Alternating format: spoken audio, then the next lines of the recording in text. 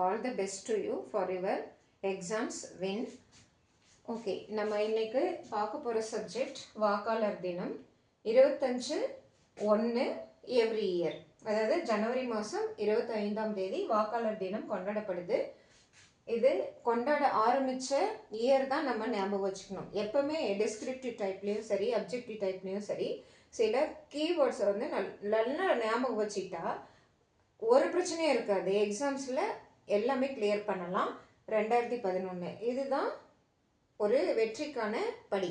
2011 இதை நல்லா ஞாபகம் வச்சுக்கணும். வாக்காளர் தினம் ஆல்ரெடி தெரியும், 25ஆம் தேதி ஜனவரி மாதன்றது தெரியும். 2011 தான் நம்ம கிளீனாக மைண்டில் வச்சுக்கணும். அதே மாதிரி கடமை, அது ஒரு கடமை.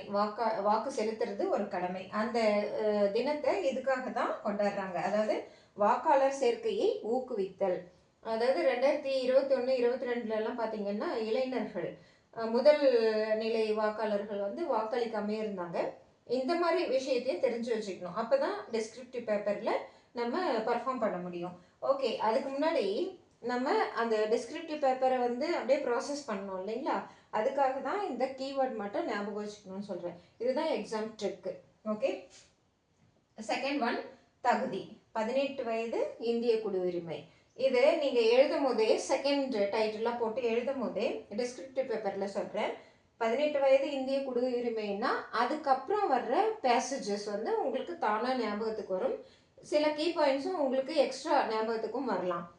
முக்கியமாக நம்ம அப்ஜெக்டிவ் டைப்புக்கும் சரி, டிஸ்கிரிப்டிவ் டைப்புக்கும் சரி, நம்ம சில முக்கியமான கீவேர்ட்ஸ் மட்டும்தான் ஞாபகம் வச்சுக்கணும். இதை மட்டும் நல்ல மைண்டில் வச்சுக்கோங்க. அந்த கீவேர்ட்ஸை நீங்களே ப்ரிப்பேர் பண்ணுறதுக்கு ட்ரை பண்ணுங்கள். இதுதான் எக்ஸாமோட ட்ரிக்கு.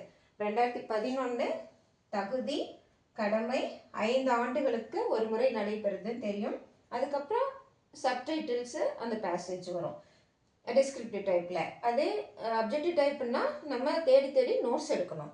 தேர்தல் ஆணையம் 1950 ஆரம்பிச்சிருக்காங்க. அதாவது 25/1/1950 வாக்காளர் சேர்க்கையை ஊக்குவித்தல். That's all. இவ்வளோதான் வாக்காளர் தினம்னா. அதே மாதிரி இதில் ரிலேட்டடாக நம்ம படிக்க வேண்டிய சப்ஜெக்ட்ஸ் என்ன? இந்த தேர்தல் ஆணையம் வரும், அந்த 1950 வரும். அதே மாதிரி மாநில தேர்தல்கள், தேசிய தேர்தல்கள்னு சொல்லிட்டு 2 வகையாக இருக்குது. அதுலேயே சில பல கட்சிகள்லாம் இருக்கு இல்லைங்களா? அதை பற்றியும் தெரிஞ்சுக்க வேண்டியதாக இருக்கும்.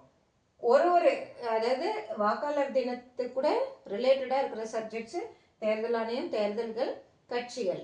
இதை தனித்தனியாக படிங்க, தனித்தனியாக கீவேர்ட்ஸ் எடுங்க. இதுதான் எக்ஸாம் ட்ரிக்கு. தேங்க்யூ.